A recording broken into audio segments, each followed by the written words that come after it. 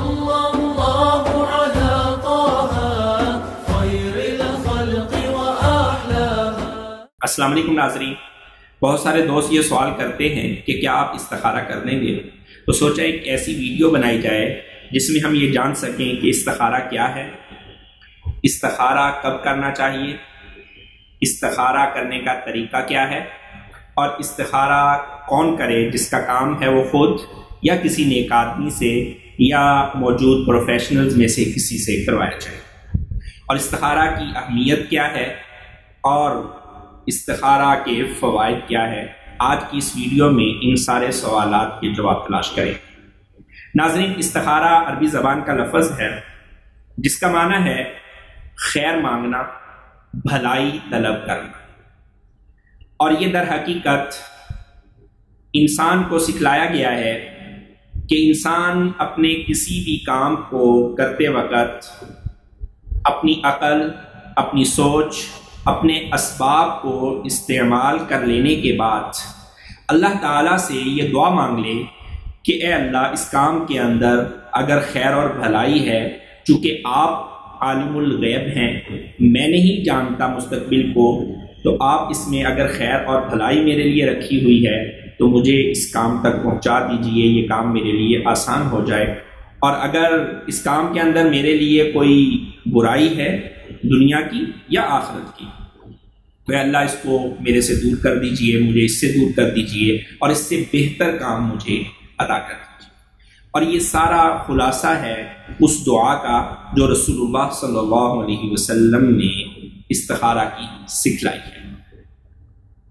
استخارہ کی اہمیت کا اندازہ اس بات سے لگا لیجئے کہ سیدنا جابر رضی اللہ تعالی عنہ فرماتے ہیں کہ رسول اللہ صلی اللہ علیہ وسلم ہمیں استخارہ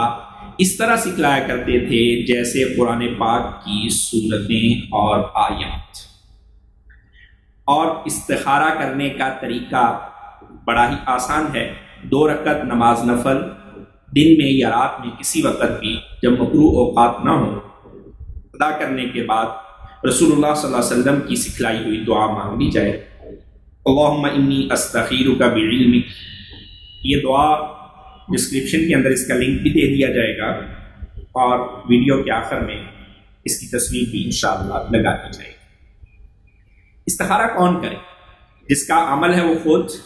یا کسی نیک آدمی سے کروایا جائے یا کسی پروفیشنل سے کروایا جائے. تو کسی نیک آدمی سے کروانے کی گنجائش موجود ہے، لیکن مستحسن اور اچھا عمل یہ ہے کہ جس شخص کی ضرورت ہے، جو کام کرنے کے لیے جا رہا ہے، وہ خود استخارہ کرے. اور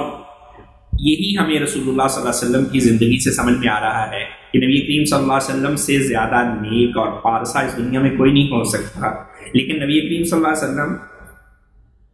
صحابہ اکرام رضی اللہ تعالی عنہ مجمعین کو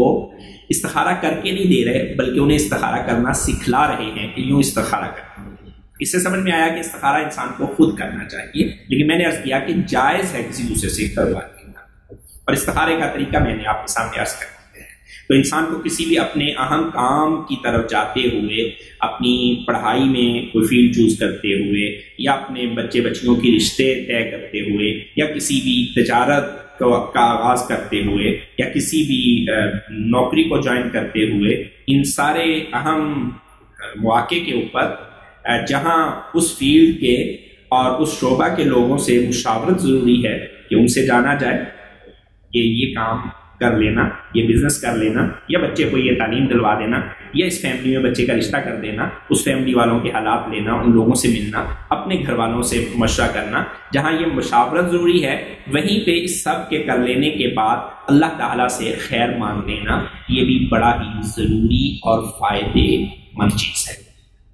اس کا فائدہ یہ ہوتا ہے کہ جب انسان پورے یقین کے ساتھ اللہ تعالیٰ سے دعا کر لیتا ہے استخارہ کی، تو پھر انسان کو